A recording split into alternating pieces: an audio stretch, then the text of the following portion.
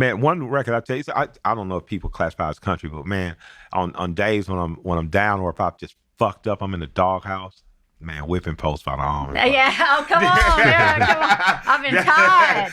The whipping yeah, all that too. I mean, all my sisters were dating dudes that hung out with Greg Allman and Tom Petty. I thought that's pretty fucking dope. Yeah, it was. I mean, so my siblings were older than me. So I was kind of like an only child. Yeah, so I had 10 halves. Because Daddy had 5 before he went to jail. Mama had 5. Yeah. And they both divorced. So Brady bunch. Yes. Yeah. But they were older, so they were all getting out the house, by the time I came along. So I was by myself, essentially an only child.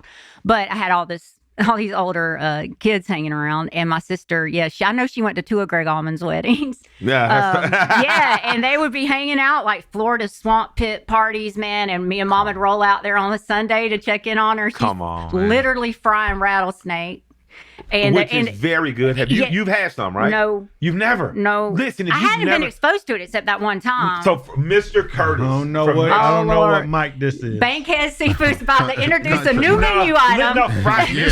Mr. Curtis and my grandpa introduced me to fried rattlesnake, and I also had shark in the same summer. It was good. Yeah. It was good. I didn't do the rattlesnake, but it looked kind of like flaky white meat. Exactly. My grandpa was like, listen, man, when you're poor, because he grew up in Edenton, Georgia, and he had eaten squirrel, rabbit, turtle, possum. He was like, when you're poor, you got to get a protein. He's like, you give a damn what. We was poor, but we were never. No, y'all in LA poor. That's you don't know what poverty is, son. He was in Compton poor. Compton poor is different. What was the Compton poor meal? Huh? The government cheese that didn't melt. You barely had to throw that shit on the open flame and didn't melt. You know what I'm saying? Hey, bologna. Hey, crackers. We got caught. My grandmother would take us to the housing projects. My aunt lived there, and we would same place. We would canvass for votes. And if you just stood in the line after they had given out all the supplies and supplements, whatever was left over, they just give. My grandpa found out my grandma had me and my sister standing in line to get the cheese. He spazzed. He's like, "You ever take my children over there?" In the brown box? Like they beg, for the brown box. That used to melt the best. I loved it. I melted. What kind of cheese y'all had? I like that cheese. If you look back at it, when you put that shit on the bread, it looked like it melted. Because it get brown and dark. But it still would be held together. They were getting something else in California. Ain't no way in hell. You know what I did have to realize though? The peanut butter they would give you was dry and flaky. You had to add oil to it. I never knew that you were supposed to add a little oil. I forgot. Peanut oil. Probably. Bullshit. Y'all both told me earlier y'all grew up fucking privileged. No. Hold on. Let me give you. Hold on. My grandmother took me to visit you poor people. And while we were there, he was like, "There's free cheese at the house." My grandfather said, "Where did you get that from?" He said, "Well, we was hanging in the projects with Grandma." And he was like, "Don't take my kids back over there. It's standing in no line at no church to get no cheese." Cereal and all that shit. Like, we had all that. We couldn't eat cereal either. We had some cornflakes. Really? It wasn't real food. So now, right? So we watch the news and stuff. Here, conspiracy theories. Y'all ain't cereal, but y'all ate. What's that shit called? South meat. Yeah. Well, he knew the hog that got killed for the South meat. He didn't know who the fuck made the cereal. Don't know General Mills. But apparently that food that we now find out is not good for us. It's processed food. It's not good for us. My grandfather, what he was really saying was he just didn't believe food came out of a box. He believed food came off the animal you slaughtered or out of the ground. So even when we bought meat when I was a kid, it was from a butcher shop. So, I think the rattlesnake is better for you than whatever you guys eat at Houston. Liz didn't eat no rattlesnake. I did. I did. But my daddy used to say, well, Mama liked to try and cook different things. Sometimes they grew a lot of our food. Like I didn't have the same snacks my friends had. They had bags and boxes and stuff and sodas, but we didn't have that. We had a deep freezer. I went in a beauty pageant. It was full of tomatoes and mustard greens. For real? and all that. And then, so Mom would be like, "Oh, it's the weekend. We got a little frozen pizza, or I'm gonna make tacos." And Daddy said, "You can have that on the weekends, but that ain't groceries." Because he's blue collar. We got to eat during the week because we're working, and it had to be. I mean, my mother prepared a meal. Meat and three was our Monday through Friday. Meat and three. Meat and three. Yeah. Break that down. Like fried pork chops, steamed cabbage and maybe like some rice. And she makes some gravy. They fished a lot, so we had a lot of fish and grits, coleslaw, hush puppies, all that stuff. Come on now, we invite here seafood. I know. Don't think I hadn't looked it up on GPS. I called my other manager, something. Don't even come. I said it's 7.7 miles away. I got you. We got you. We're going. I got a question. You're the baby, right? Who did somebody tell you to go to church, or you just felt like you wanted to go to church because the neighbors were going to church? No, they sent me as a babysitter. They sent me around the corner so they could lay up on Sunday morning because they'd been in the honky tonk on Saturday night. So the church was your babysitter. That's right. But the churches did that. The church, in the neighborhood, the church would send an empty van through, and the kids who wanted to go, your parents could walk you up. You'd get them. Well, my grandma's parents didn't, but the other kids would go, and then they would take you to the church. You'd go. You'd eat before or after you eat, and then it'd take you back home. The churches used to serve an amazing part in our community in terms of bringing people good music, bringing people together for community, and making sure kids were looked after. Do you think that we and it's the small churches. I never trusted the big churches. They were always a little weird to me. Should we kind of return back to those small churches and that music tradition? I think anything that fosters community and people being together and your world not being on a little screen you hold in your hand, because that's a lot of lies. And people think that's real. And it's not what's real. What's real is, the actual people around you and what's really happening. I always feel so much better when I get with a group of people for whatever reason. So I think that's what music does now. Like, that's what good music does. Here, we're in New York City. He has there's an amazingly talented kid who's on Shady Records called Yellow Wolf. It's from Alabama. Wolfie had something there that night, but we followed through KP, me, Bear. I think you were there too.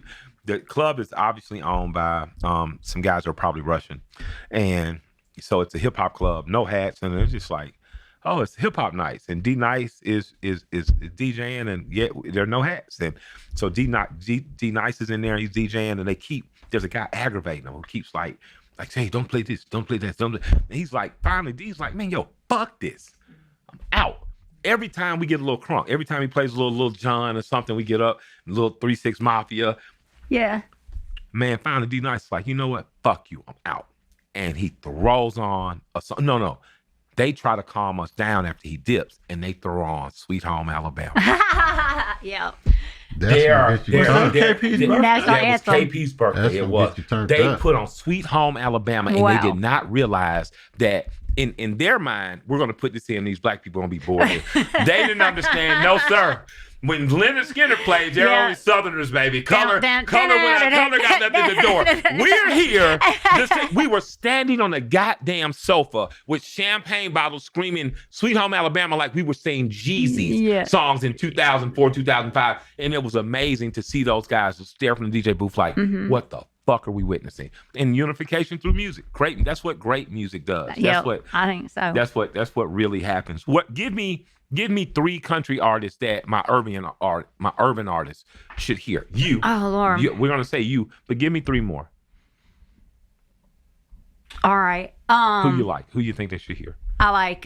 Well, I'm a little biased with some of my friends. I think there's a girl named Ashley Monroe. So we're gonna check out Ashley Monroe. Who else? Waylon Payne. Mm-hmm. And I'm trying to think of people that be a little bit more underground and not like as commercially obvious. Mary, who am I missing?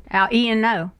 So we're gonna check out those 3. Yeah, he's a mountain dude, and it's heavy. It's heavy. Yeah, we're gonna check it out. So you hooked up with, speaking of Waylon's, with Waylon's and his son Shooter. And how'd you guys hook up, and what brought him to producing the whole album? Yeah, well, Sirius XM, he has a show called Electric Rodeo on Outlaw Country on Sirius XM. So we always knew each other. Yes. And then I went through this period where I had a lot of tragedies and bad stuff happen, and some of the people around me shipped me off to a rehab facility, and he stood up for me in that moment. Because it was kind of another trauma, and he was like, that girl is she's wounded, you don't cage her, know. And we didn't really know each other, and he did that within industry folks that were like behind this.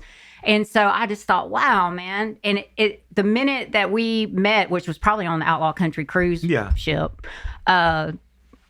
He felt like family. It's some people you meet and they're just familiar. It's like, you're familiar to me. We're just familiar. And that's how he felt. dope. So we've always had that just automatic bond and closeness. And I wanted to make a record with him. I wanted to make Aftermath with him.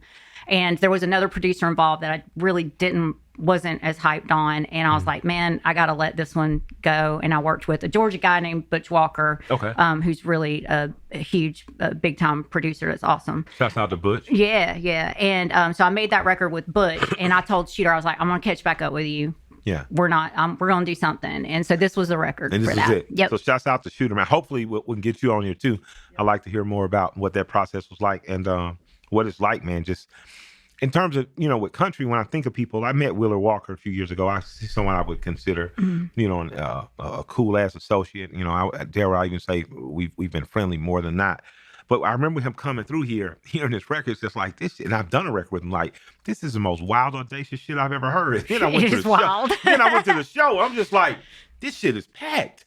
And I didn't understand that, much like underground rap, much like punk rock, there are people who are very much hillbilly, country, Nashville, Appalachian, but they like their stuff that the radio might not play or TV might with not some play. edge. Yeah, man. So it's Wheeler. You start looking at Sturgill, Tyler Childers. Am I pronouncing that right? Tyler Childers. Yeah. Sorry about that. Fantastic artist. This whole independent wave is an outlaw too. It's not something you give; it's something you earn. You got to show. I was going to ask, what is the difference between outlaw and regular? Yeah. Well, it's funny. I remember a conversation with my daddy that kind of speaks to that, which was I was really struggling with my major label deals and getting on the same page with these people. And Daddy said, well, you know what Willie Nelson did? He got him a sack of marijuana and he went down to Texas and he did his own damn thing. Dang. And I remember, that really stuck with me. And I was like, I guess that's what I'm going to have to do because I just can't jive with it. So it was a struggle. So people that found a way to work outside of the system. So it's not necessarily like a specific sound, at least in my mind, as I understand it. It's more about, I'm going to do it. It's within this sort of country framework, but this is not commercially aimed in any boardroom. Yeah. Like nobody in a boardroom came up with the idea for me or this album or this song. Like I'm presenting something. Chris Christopherson, somebody that's writing about Sunday morning coming down and all that. Yeah. Chris Christopherson, I'd already listened to and loved from the outlaw country movement, but I really gained such huge respect and admiration for he and the R&B singer Tyrese.